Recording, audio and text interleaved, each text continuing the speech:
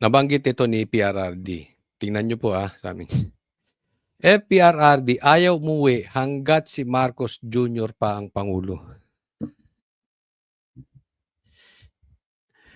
Alam mo, parang sinasabi ni PRRD rito, nandidiri ako sa iyo, Bongbong Marcos.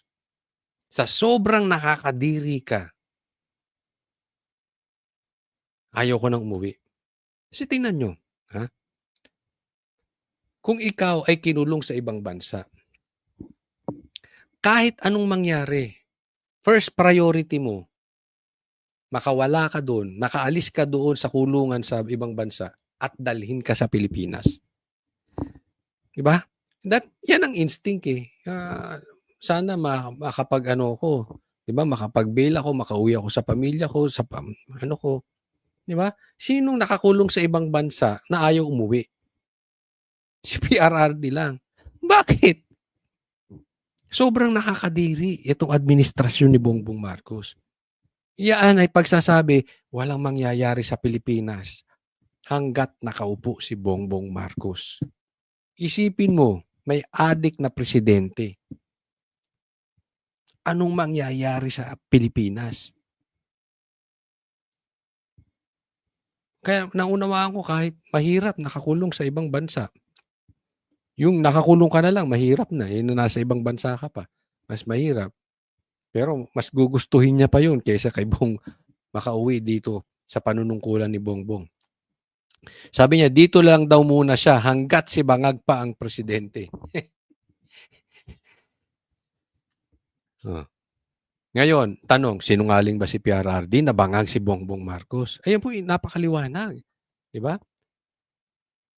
Antimano, hindi namin sinuportahan si Sara nung tumakbo silang tandem nitong si Bongbong at saka si Sara. Alam nyo kung bakit? Alam na namin, sinabi na ni PRRD, bangag yan.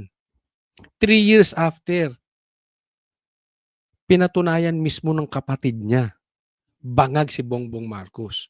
And until now, ayaw magpa-drug test.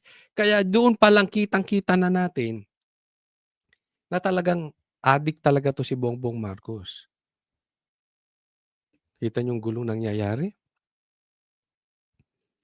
Nakawan, pinsan niya, anak niya, pork barrel kings, 2 sekretary, magkapatid nakaupo.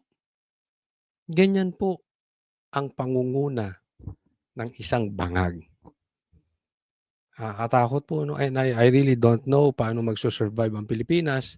Ako'y naniniwala sa milagro. Sa milagro na lang talaga tayo aasa na may Panginoon na masusurvive natin ang ganitong klaseng presidente ng 3 taon pa. Ang nakakatakot dito, eto, may usapin.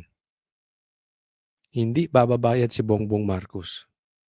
Dahil alam niya, kaliwat kanan ang kaso niya. Remember, ako sa tingin ko, na nasa Cabral files yan.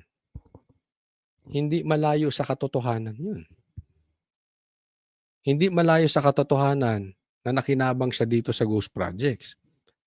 Mananagot at mananagot ng todo to si Bongbong Marcos.